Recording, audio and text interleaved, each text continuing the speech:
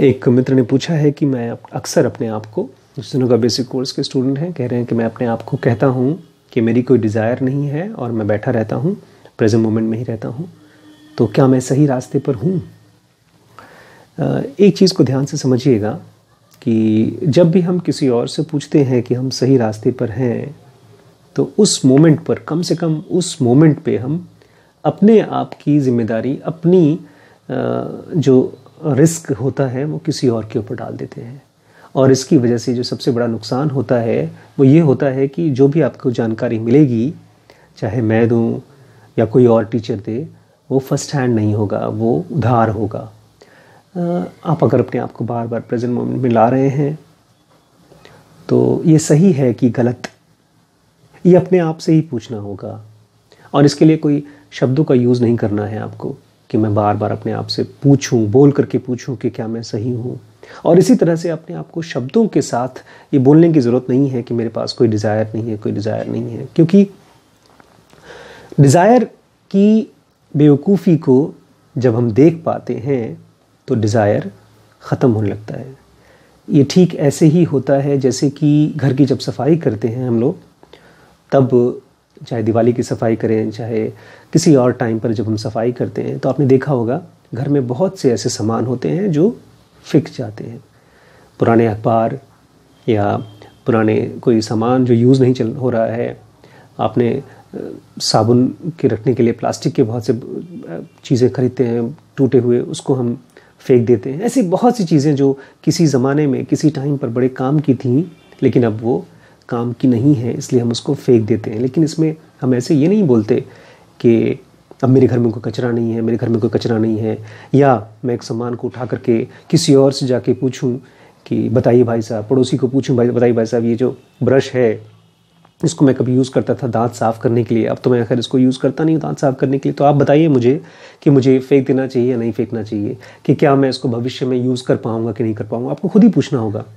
भाई करते भी हैं बहुत से लोग जो दांतों का ब्रश यूज़ करते हैं, उसको यूज़ करके अपने बालों को काला करने के लिए यूज़ करते हैं। तो बहुत सी चीज़ों का हम यूज़ क्या है, उसका मिसयूज़ क्या है, उसको ये किसी और से हम पूछ नहीं सकते।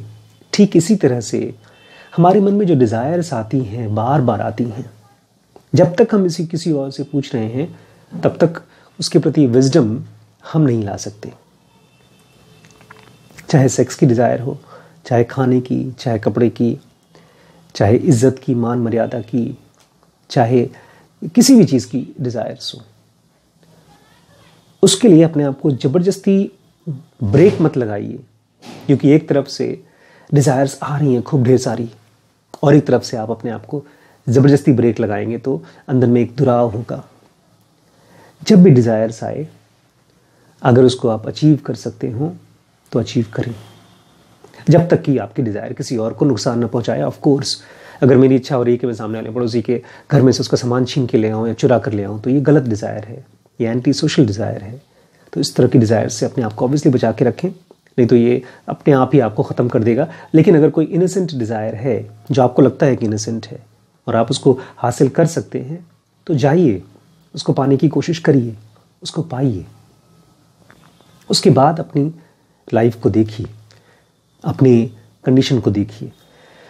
एक बच्चा था, बच्चा क्या, मैं ही था, मैं अपने बारे में बताता हूँ आपको, किसी और के बारे में क्या बताऊँ। वो मैं आज से करीब 20-25 साल पहले की बात है। मैं रहा हूँगा शायद MBBS फर्स्ट ईयर में या सेकेंड ईयर में रहा हूँगा, और मुझे बड़ा शौक़ था एक ख़ास जूता खरीदने का। वुडलैंड का जूता मैंने अपने किसी क्लास फेलो के पैरों में देखा था, और वो बहुत ही हीरो टाइप का लड़का था हमारी क्लास में। सभी लड़के और लड़कियां उसकी खूब तारीफ़ किया करते थे। एक तरह से क्लास का जो सबसे खूबसूरत, सबसे स्मार्ट, सबसे तेज़ लड़का जो हो सकता है, जिससे बाकी लोगों को जेलसी होती थी, वैसा लड़का था वो। तो उसकी जब जूते मैंने देखे तो मुझे लगा कि मुझे भी ऐसे जूता चाहिए। तो ऑलमोस्ट 2 साल तक मैंने कभी थोड़ा बहुत पैसा इकट्ठा करके वो जूते खरीदे, बड़ी मेहनत से जूते खरीदे। क्योंकि जो जूते मिलते थे आमतौर पे वो सस्ते जूते हम लोग खरीदते थे, बट वो जूता बड़ा महंगा था। वो ऑलमोस्ट 2000 रुपये का जूता था, आज से 25 साल पहले। और इतने मेरे पेरेंट्स अफोर्ड नहीं कर सकते थे इतने महंगे जूते। तो आमतौर पे 400-500 रुपये के जूते लाते थे। जब टूट जाता तो फिर से वही उसी कॉस्ट के लिए आते थे, लेकिन वो बड़ा महंगा जूता था।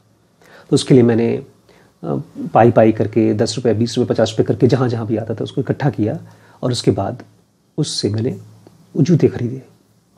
लेकिन जब वो जूते आ गए मेरी लाइफ में, उसके शायद 15 या 20 दिन बाद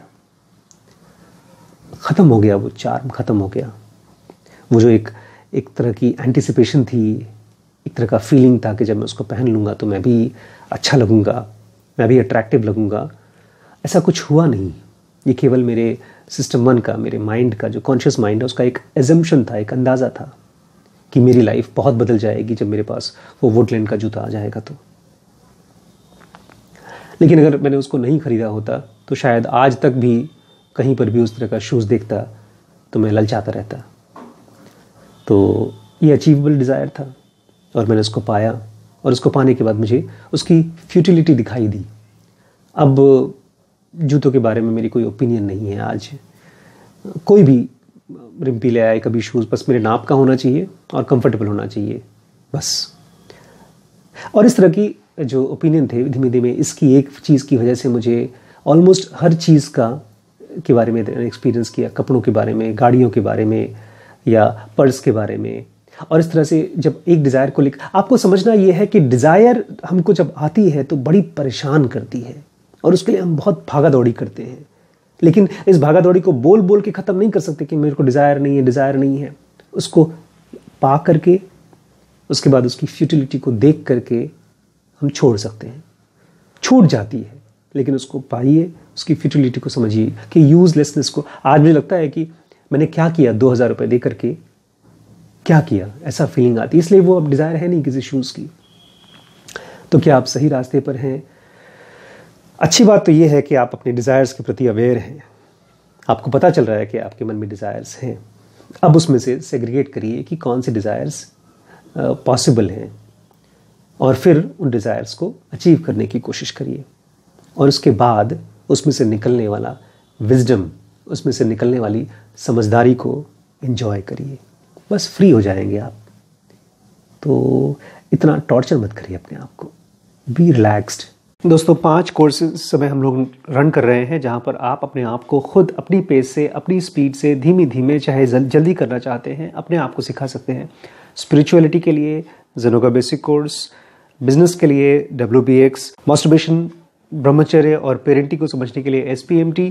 अगर आप डिसीजन मेकिंग समझना चाहते हैं, लाइफ में ढेर सारे अलग अलग डिसीजंस लेते हैं, उसके लिए BDM। और last but not the least, power of now. अगर आप अवेयरनेस को कम्प्लीटली समझना चाहते हैं तो आज ही ज्वाइन करिए डीप नॉलेज कोर्सेस। दोस्तों, अगर आप चाहते हैं कि जो भी हम काम कर रहे हैं वो आगे की जनरेशन को हेल्प करे, आगे की आने वाली ढेर सारी जो पीढ़ियां हैं वो स्पिरिचुअलिटी का कोर्स समझ सकें, तो डीप नॉलेज स्टडी सेंटर को बनने में हेल्प करिए, डोनेट करिए। Thank you so much. अगर आपने सब्सक्राइब नहीं किया तो आज ही ये चैनल सब्सक्राइब कर लीजिए और बेल बटन दबाना मत भूलिएगा। उसके ज़रिए हमारे डेली के कभी कभी 1 और कभी 2 वीडियोस हम शेयर करते हैं, तो आपके पास पहुंचेगा। तो आज ही सब्सक्राइब कर लीजिए। दोस्तों, हम लोग एक डीप नॉलेज स्टडी सेंटर बना रहे हैं, जहां पर हम बच्चों को पढ़ा सकें, जहां पर आप आकर के हमारे साथ मिल सकें, रह सकें, और एक प्रॉपर स्कूल भी हम खोलना चाहते हैं। काफ़ी बड़ा प्रोजेक्ट है, लेकिन आपके सपोर्ट के साथ ये पॉसिबल हो पाएगा। हम आपको अपील करेंगे कि अगर आप चाहते हैं, मैं तो चाहता हूँ कि मेरे बच्चे के लिए एक ऐसा स्कूल दुनिया में रहे, मेरे मरने के बाद, मेरे बच्चे के लिए और उसके बच्चों के लिए, हम सब के बच्चों के लिए। और कोई करेगा नहीं। मेरे हिसाब से हम किसकी मुंह देखें, सब अपने काम में बिजी हैं। तो हम सब, मैं भी अपनी मेडिकल जॉब करता हूँ, शाम को जब घर पे आता हूँ तो अपने टाइम को लगाता हूँ, और मैंने अपने काम में से कुछ न कुछ पैसे निकाल करके मैं बचा के रखता हूँ। तो मैं आपसे रिक्वेस्ट करूँगा, जो लोग भी इस तरह के सपने में, इस तरह के एम्बिशन में, इस तरह के काम में अपने आप को इन्वॉल्व करना चाहते हैं, तो कुछ महीने का केवल 1%, 2%, 7%, 10%, जो भी आपको ठीक लगता है उसको निकाल करके इस काम के लिए बचा कर रखिए। और हम लोग का हो सकता है अगले 10-15 साल में ही, या हो सकता है उससे जल्दी, वो स्कूल खोलना जिसमें कि बच्चों को हम बचपन से ही एक ज़िंदगी बना सकें। ऐसा स्कूल खोलने का हमारा सपना सच हो जाएगा। Thank you.